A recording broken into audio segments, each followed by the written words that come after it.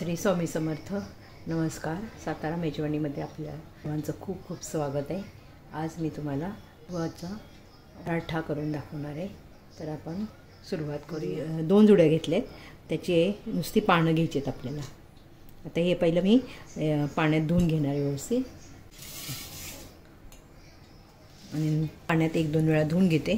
किंवा मी 2-3 वेळा धुवून घेतला आहे स्वच्छ. आता आपण ह्याला शिजत ठेवायचं आहे.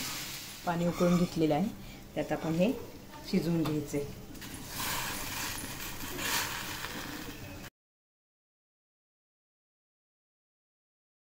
हिरव्या मिरच्या अशा कापून घेतलेल्या, आणि हे आल्याचे तुकडे आपल्याला यामध्ये घालायचे.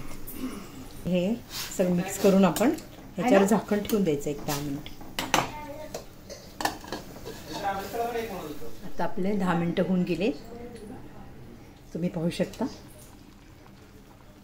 त्यातले आपल्याला मिक्सरला वाटून घ्यायचं आहे. थंड करून नंतरच वाटायचे.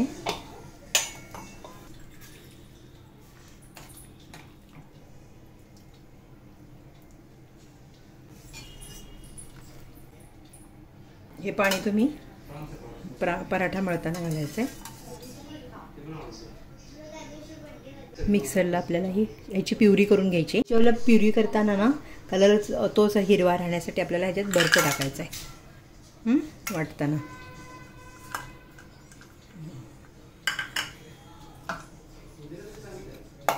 प्युरी झालेली आहे, तुम्ही पाहू शकता.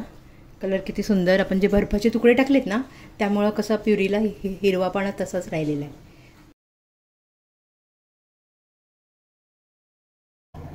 प्युरी आहे, त्याचा आता आपण वापर करून पराठा करणार आहे. तर त्यासाठी मला गव्हाचं पीठ घेणार आहे.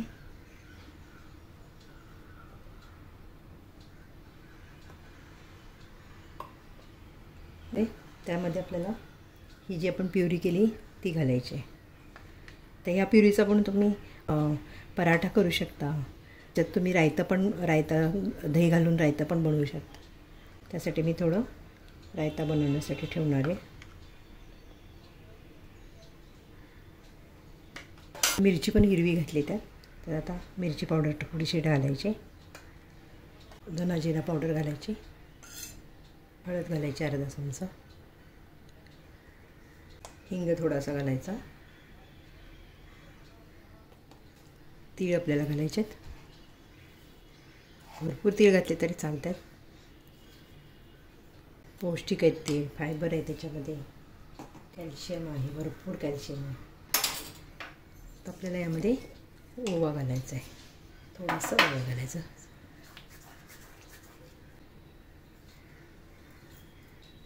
मीठ घालायचं आहे आपण ह्याच्यात, तुम्ही तुमच्या चवीनुसार घालू शकता. थोडीशी कसुरी मेथी घालायची अर्धा चमचा, छान चव येते. तसं पण यामध्ये ना तेल घालायचं असं. म्हणजे आपण पाणी बथुआ जे शिजवले तर त्या पाण्यातच आपण मळणार आहे. आधी सगळं व्यवस्थित मिक्स करून घेऊया. जी आपण जी प्युरी घातली बथुआची ती ह्याच्यामध्ये चांगली मिक्स झाली पाहिजे पिठामध्ये. असं व्यवस्थित असं मळून घ्यायचं छान. ह्यात तुम्ही थोडंसं ज्वारीचं पीठ किंवा नाचणीचं पीठ घातलं तरी चालेल. मी घालणार आहे थोडं, घातलं तरी चालते. छान होतो हा आपण पराठा.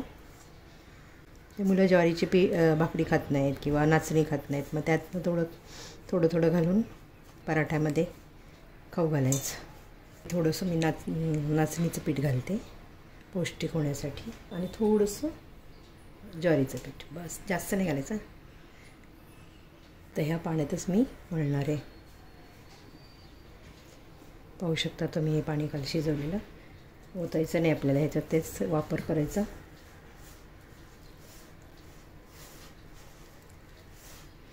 नाचणी, ज्वारी, गव्हाचं पीठ, कसं डाळीचं पीठ कोणाकोणाला चालतं नाही चालतं, म्हणून फक्त मी नाचणीचं आणि ज्वारीचं घातलेलं आहे. पौष्टिक पराठा, बथुआचा पौष्टिक पराठा. पुरीसुद्धा करू शकता तुम्ही याची. टिफिनला असं पुरी करून मस्त दिली ना, मुलं खातील छान.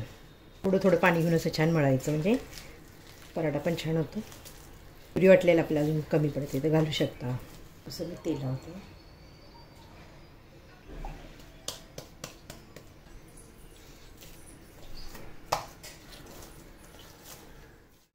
त्याला झाकण ठेवून एक अर्धा तास ठेवूया आपण. एक 15-20 मिनटं मी भिजत ठेवलेलं आहे. आता आपण त्याचे पराठे सुरुवात करूया करायला.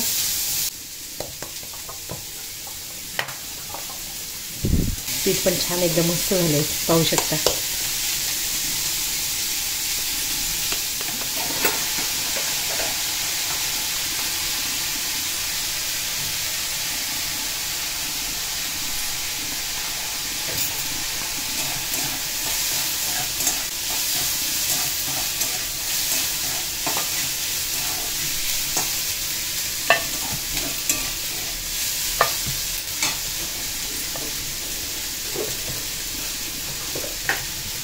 थोडंसं आता जसं आपण चपाती बनवतो त्या पद्धतीनेच आपण पराठा करायचा म्हणजे फुगतो पण छान व्यवस्थित.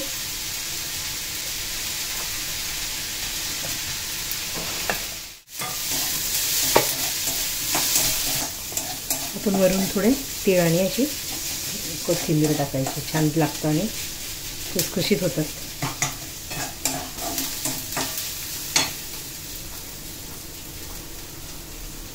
थोडंसं तसे वरून दाबून घ्यायचं थोडं, म्हणजे तीळ निघत नाहीत. तवा गरम करून घेतला मी, तर तव्याला आता थोडंसं आपण तेल लावून घ्यायचं आधी.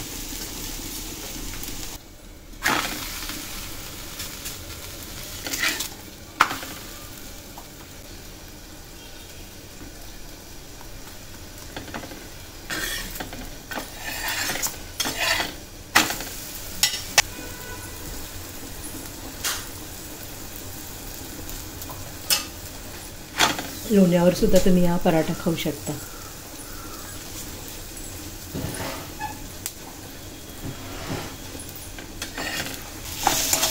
दह्याबरोबर, लोण्याबरोबर.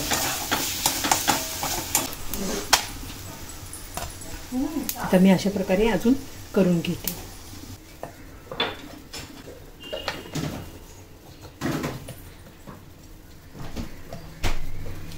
हा दुसऱ्या पद्धतीने मी बनवून दाखवते. असं सुद्धा तुम्ही बनवू शकता.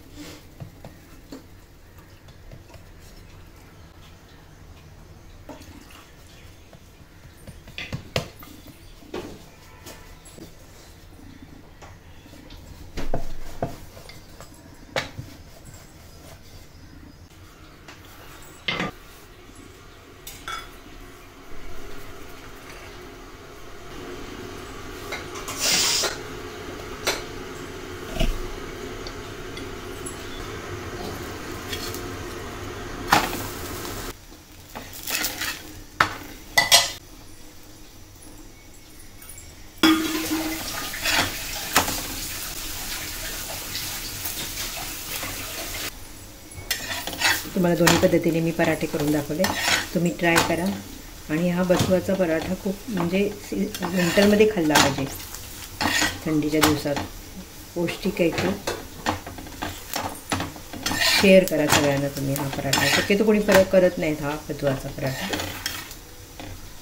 तर आवडला तर कमेंटमध्ये लिहा. पौष्टिक आपले दोन्ही बथुआ पराठा रेडी आहे.